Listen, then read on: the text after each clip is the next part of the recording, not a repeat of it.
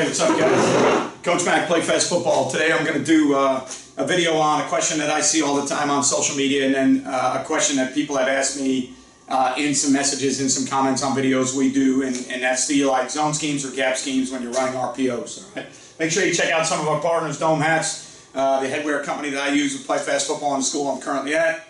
This is our most recent PlayFast snapback hat. If you like customizable hats, make sure you check out Dome. Baker Sporting Goods, company that distributes our uniforms, our spirit packs, shirts we wear under our jerseys, any fan gear that we have, we go through Baker Sports, so check them out. JustPlayFB, the best play drawing tool on the market. I use it to draw if I'm going to do a webinar, if I'm going to do something on Patreon, anything where I'm going to draw on a computer program, I use the JustPlay software. GameStrat, sideline replay system we use at the school that I'm at. I've used it for the last 4 or 5 years now. Never had any hardware issues. If we do have any issues, they get on the phone right away. Support is great. They're customer friendly. Make sure you check them out.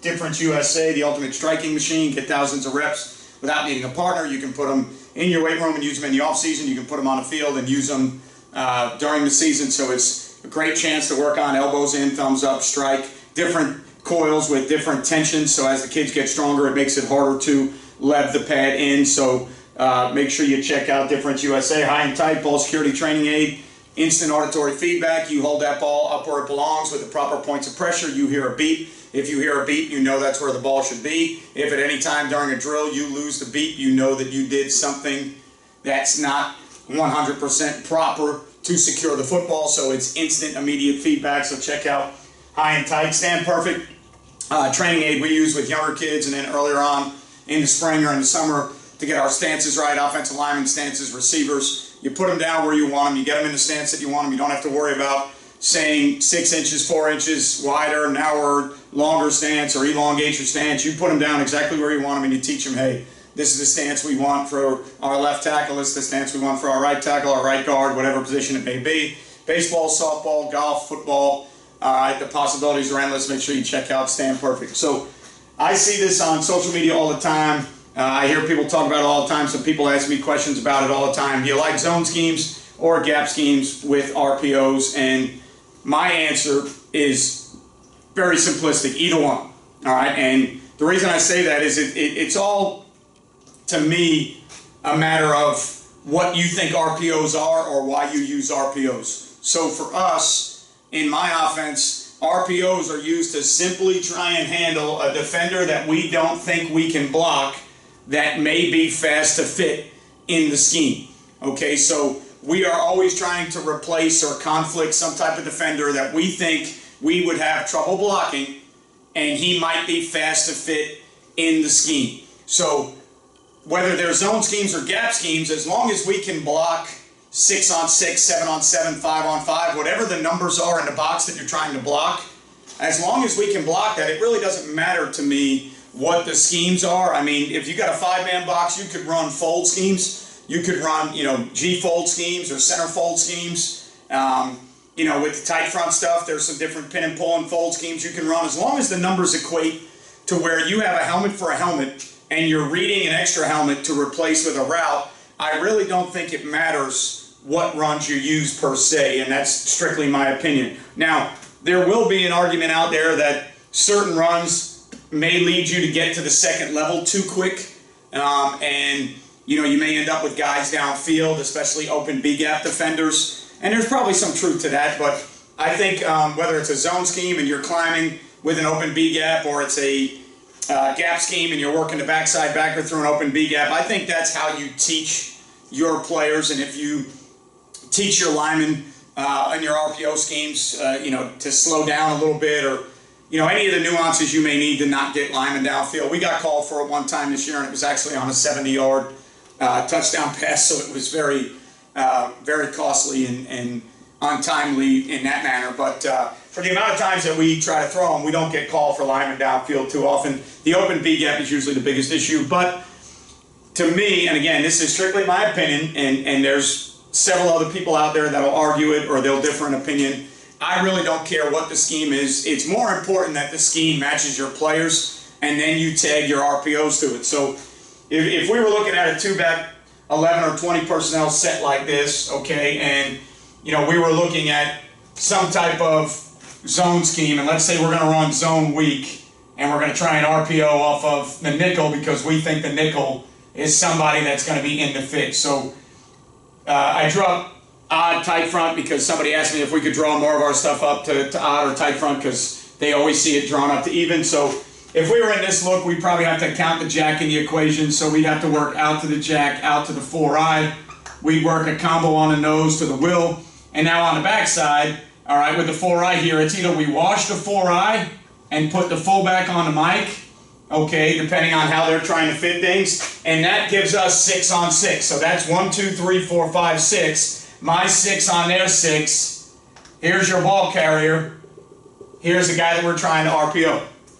Okay, so that's the guy that we're trying to see, can he get into the fit? A lot of times in this tight front, the zone may end up having to bend back because all the interior gaps are kind of taken away. If you can get good wash on the backside 4-eye, normally in this front, the backside mic or the backer to the side of the back will fall back C. So now if we want to, can't exactly, versus an even front, you might lock this, or a true 3-3 stack, you could lock it. And we are kind of locking it in a way. We're locking a tackle on the 4-eye. We could play some games and arc on the 4-eye to the mic and try and kick, all right, almost like a split flow zone kick theory. But the bottom line is we're blocking 6 on 6, and we're trying to affect the overhang to the strong side with some type of route combination, whether it be, that or whatever the combination may be based on the coverage, whether it be, anything. It could even be, depending on how tight that kid is or what type of player is, it might even be some type of stick or rollout concept. So you could run a bunch of different theories out there, but the bottom line is you are going to try and throw the ball off an extra defender. So to me, it really wouldn't matter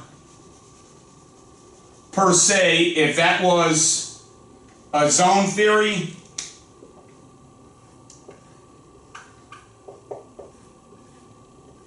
or even if it was a gap theory.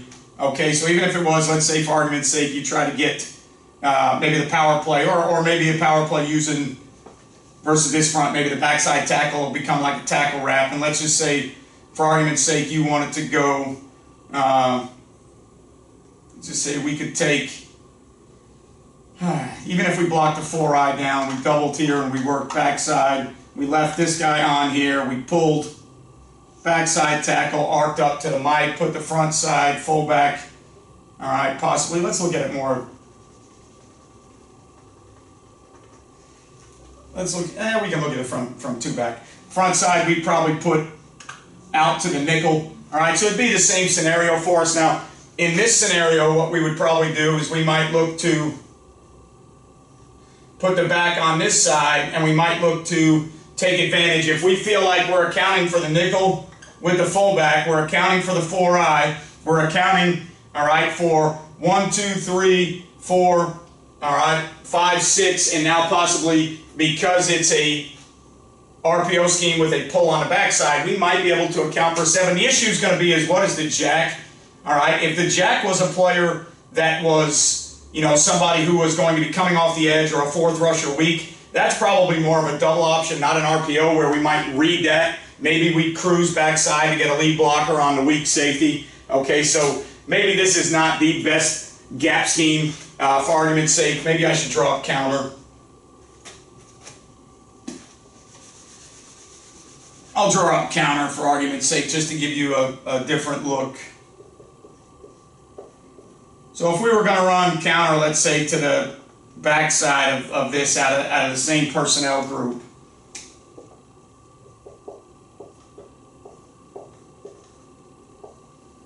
All right, let's just say we decided to, again on the backside, let's just say with the 4-eye, we decided to leave the guard.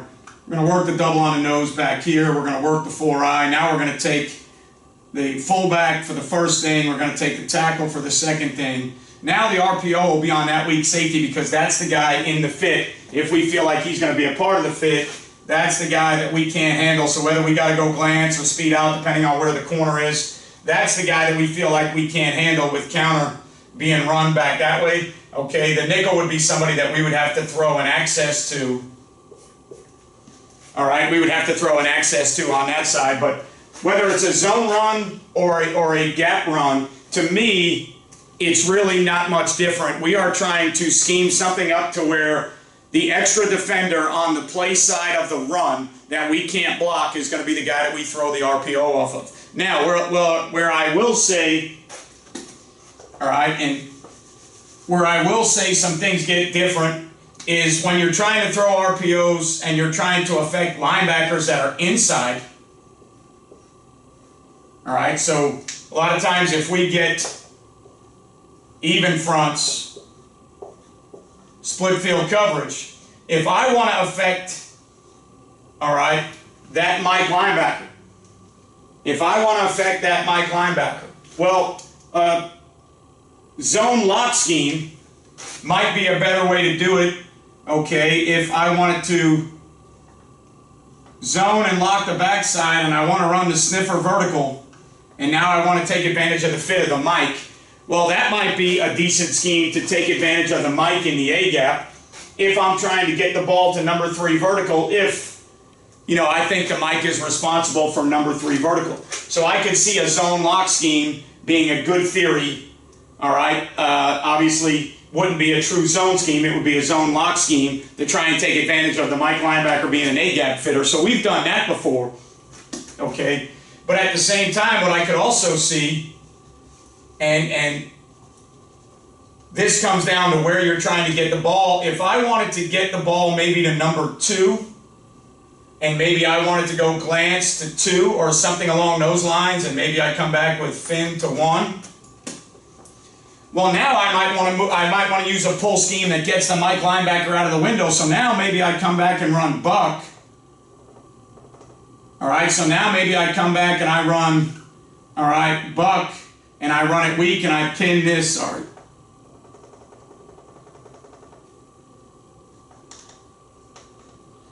If we had the shade on the front side, we may only get one puller out. We may only get, it depends on what our rules are. But if I wanted to run buck and if I could cut the front side A-gap and cut the 3 technique off, and in old school traditional buck, get both guards out, well now if we're a team that runs a lot of buck, the position of the tailback and the fact that the guards pull will get these linebackers to run.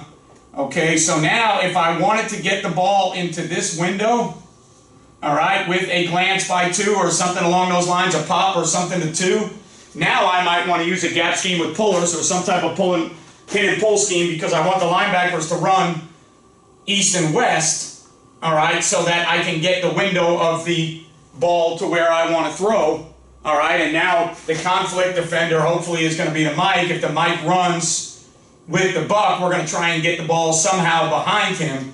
All right, and that hasn't always been a theory that I've been in love with because even though the Mike leaves, somebody else could play that area. So I try to keep the RPOs with our quarterback so simple to say that the guy we're reading, if he's in the run fit, we've got a route that replaces him that makes it real easy for the quarterback. So zone schemes or gap schemes, I really don't think it matters. I think it all depends on who you're trying to affect. If you're trying to get guys to run lateral, then maybe gap schemes with pullers will get linebackers to flow a little bit faster. But at the same time, if you're RPing overhangs, simple zone kick theories or zone lock theories or even zone trap theories where you wham a 3 technique or a 1 technique, if it's 6 on 6 and you're RPOing the 7th guy that's trying to fold and fit, I don't think it matters whether it's a zone scheme or a gap scheme. I think you can run any scheme you want that equates the numbers up to the box. So if you're trying to block 6, run a scheme that blocks 6. If you need to block 7, then you got to have another hat or whatever you need to do to block 7.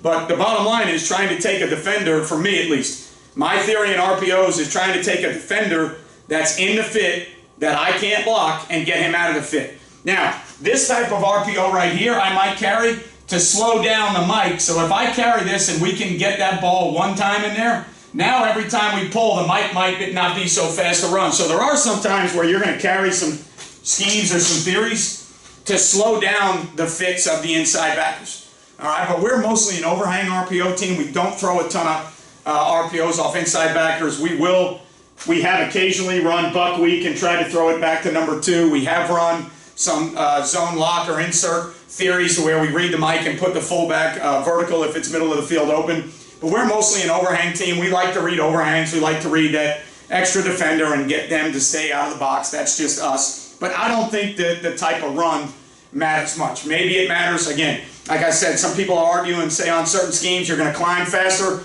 So maybe on a zone scheme your guys don't climb as fast to the open B gap side, so you don't get penalties. Maybe on a gap scheme they're working a little bit faster or a little bit harder to the backside. That argument could probably be made. That's fine. But as far as zone or gap schemes for RPOs, I don't think it matters. Equate numbers in the box. Do whatever your kids do best. If you're a good gap school team, then run your RPOs off gaps. If you're a good zone team or an inside zone team, then run your RPOs off inside zone. At the end of the day, if you're doing it right and you're blocking helmet for helmet, hat for hat, 6-on-6, I don't think it's going to matter either way. Pullers will get linebackers probably to run a little bit faster and fit a little bit faster. So if you're working on RPOs off inside backers, then maybe gap schemes are a little bit better deal for you. Again, I appreciate everything you do for Play Fast. If you are not a subscriber, click that subscribe button. If you turn your notifications on so you know every time that we do a video or we go on YouTube Live, there's a good chance I might go live on YouTube tonight. So if you're around, make sure you check that out.